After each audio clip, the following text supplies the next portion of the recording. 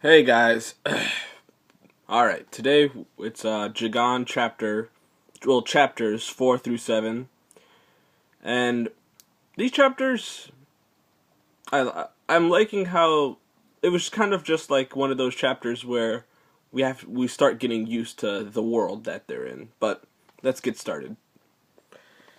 Now, Saki is questioned by it seems like detectives to see what happened on the subway train in the first and second chapter.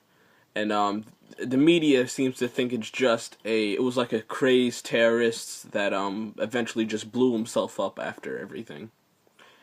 And it doesn't seem like they're suspecting him at all, which is kind of questionable of them, but I don't know what they're going to do in the future. And when he goes back to work, it seems like Belle, his new teammate, I think she does like him, and she may be a little like him because she doesn't really show any emotion like he does. Because he fakes his emotions, but if he was his real self, he wouldn't really show any kind of emotion. Which I'm looking forward to her role in the story in the future. Now we go back to him at his house, and he's keeping his girlfriend's head in the fridge, which is very strange. But he's got problems. I'll say that. But he starts talking to Doku, and Doku doesn't know why why was he created, why he's here, and why he has this mission in his head to kill all the frenzied frogs. He just knows that's all he knows in his head. So I'm looking forward to finding out who made him and why, and who made the frenzied frogs. Now, Jagsaki goes out and he goes to a wedding, and of course he fakes his feelings at the wedding, and he acts like he's happy for his friend, even though literally yesterday he killed his girlfriend, and they question him about it, and he says, "Oh yeah, we're doing good. We're looking to get married, maybe," or things like that.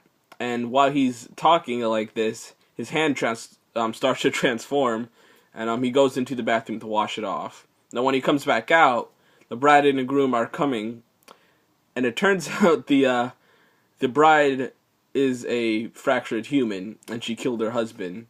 And I like her transformation, where it was kind of a centaur, and one of her hands turned into a slingshot that shot these kind of I don't know really what to call them, but kind of traps that go into people's heads and make them smile.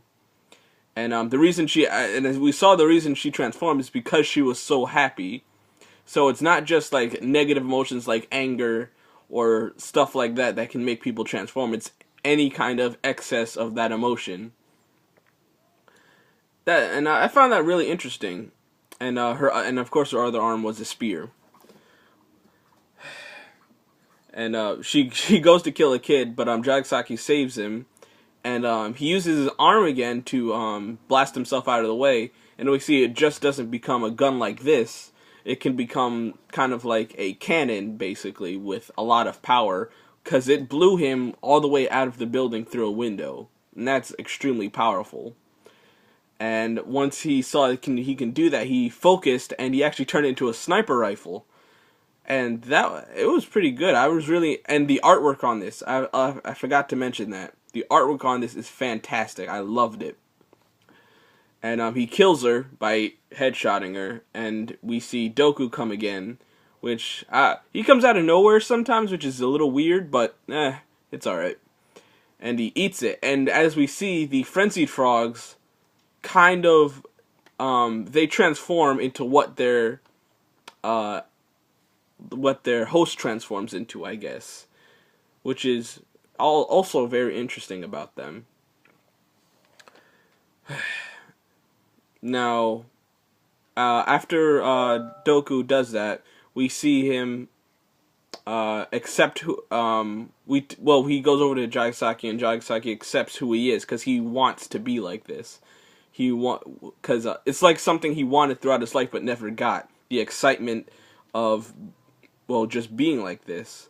and being able to help people and save people and, well, shoot people. And we cut away from that, and we see at the final page of the chapter, we see another fractured human, but it looks like he's just like Jagaaaaaan, where he probably has a tadpole in him and a bird that helps him. And it seems like he just finished off killing another fractured human that was out of control. Now, his ability seems like wood, because it looked like a very... it seemed like a tree curling up and everything, with the bird he's with just perching on it.